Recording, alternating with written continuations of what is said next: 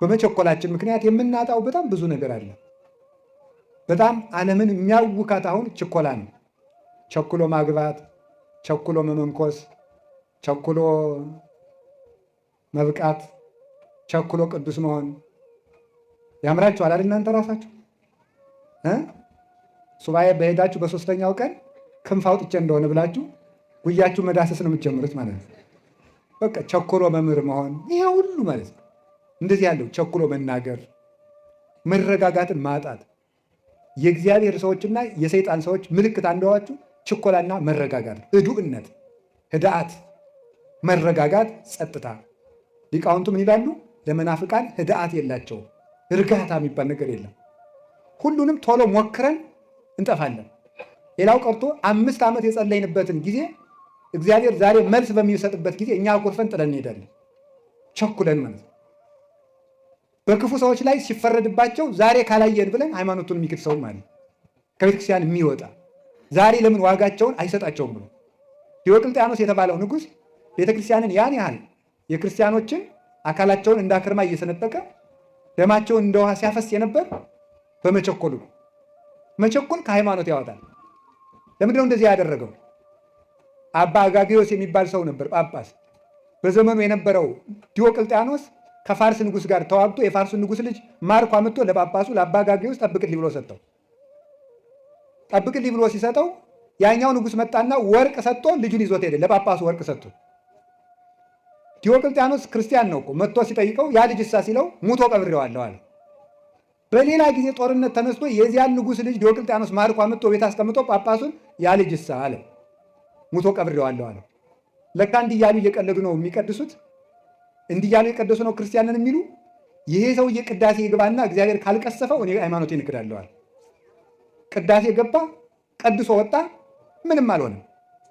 ስለዚህ ይሄ ሰውዬ ዋሽቶ ወርቅ ተቀብሎ ያለውን የለም የሌለውን አለ ብሎ ክዶ ሲቀድስ እግዚአብሔር ካልቀሰፈው የክርስቲያኖች አምላክ ስህተት ነው ብሎ አብያተ ክርስቲያናት ይዘጉ፣ የጣዖታት ቤቶች ይከፈቱ ብሎ ያን ያህል ደም እንደ ውሃ ሲያፈስ የነበር በዚህ ምክንያት ነው። ቆይቶ ግን ትንሽ ቢታገስ አባ አጋጊዮስ በመልአኩ ተቀስፏል።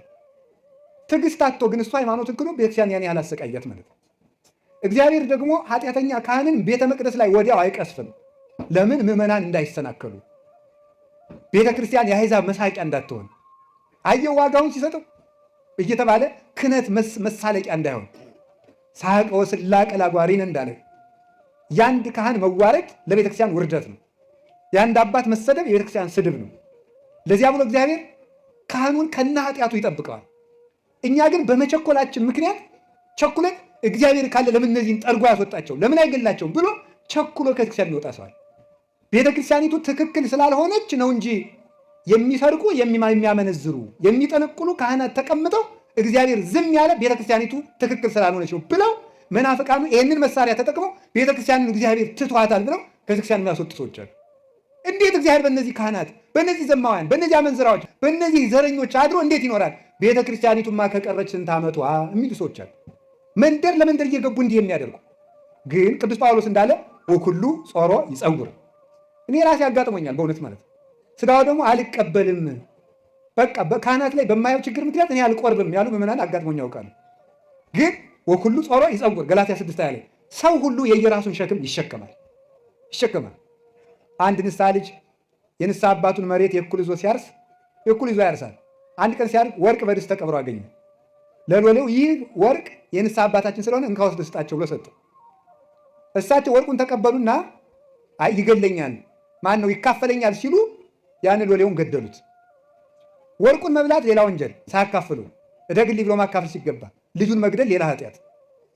ይህንን ሲያደርጉ እንግዲህ ይሄንን ይዘው ሲቀድሱ እግዚአብሔር ዝም የሚላቸው ከሆነ እኔ አልቆርብም፣ ቁርባኑ ይቅር፣ ቅዳሴው ይቅር፣ ሁሉም የይስሙላ ነው አለ ሰው። በጣም ንጹሕ ምዕመን ስለሆነ እግዚአብሔር በዚህ ምክንያት ከቤተክርስቲያን ወጥቶ እንዲቀር ስላልፈለገ አንድ ቀን በራእይ ተገልጦ መልአኩ ምን አለ? ይሄ ምንጩ የወርቅ የሆነ ውሃው ንጹሕ የሆነ መቅጃው ደግሞ የወርቅ የሆነ በወርቅ ማንኪያ ውሃ እየቀዳ ሰውነቱ እጁ ቁስል የሆነ ሰውዬ እንካጠጣ ሲለው ያ እረኔ ያልጠጣም እጸይፈዋለሁ አለ። እንዴ ገንዳው ንጹሕ፣ ምንጩ ንጹሕ፣ ውሃው ንጹሕ፣ ማንኪያው ንጹሕ፣ ከቁስሉ ምን አለ ዝም ብለህ ጠጣ አለ። ከዚያ በኋላ ነቅቶ ምን እንዳለ ታውቃላችሁ? ምንጩ ንጹሕ ቤተ ክርስቲያን ናት። ውሃው ንጹሕ ኢየሱስ ክርስቶስ ነው። ማንኪያው ንጹሕ የተባለ የሐዋርያት ክህነት፣ ቄስ ቢረክስ ክህነት አይረክስም። ቁስል የተባለ የካህኑ ኃጢአት ነው። እኔ ምን አገባኝ ብሎ ሥጋው ደግሞ ተቀብሎ ለካ ቅዱስ ጳውሎስ ሰው የየራሱን ሸክም ይሸከማል ያለው ይህን ነው አለ። ሰው የየራሱን ሸክም ይሸከማልና ቄሱ የራሱን ይሸከማል ብሎ ከቤተ ክርስቲያኑ ጸንቶ ኖረ። አሁን የመንደር ጠለቅላቆች የሆኑ ሾላኮች ምዕመናንን አንድ የሚያሰድዱበት ኢትዮጵያ የዓለም ብርሃን በሚባለው ቴዎድሮሳውያን የሚባሉት ተሐድሶችም ጭምር ቤተ ክርስቲያኒቱን ትቷታል። ኃጢአት ሰልጥኖባታል። ጳጳሳት ኃጢአተኞች ናቸው። መነኮሳት ኃጢአተኞች ናቸው። ገዳሙም ረክሰዋል። ዲያቆናቱም ረክሰዋል። ቄሶቹም ረክሰዋል። ስለዚህ የክርስቶስ ቤተክርስቲያን አይደለችም ብለው ስለሚሉን ቸኩለን መቅሰፍት ባለማየታችን ከቤተ ክርስቲያን እንደ ኤሳው ቸኩለን እንዳንወጣ እግዚአብሔር ይጠብቀን።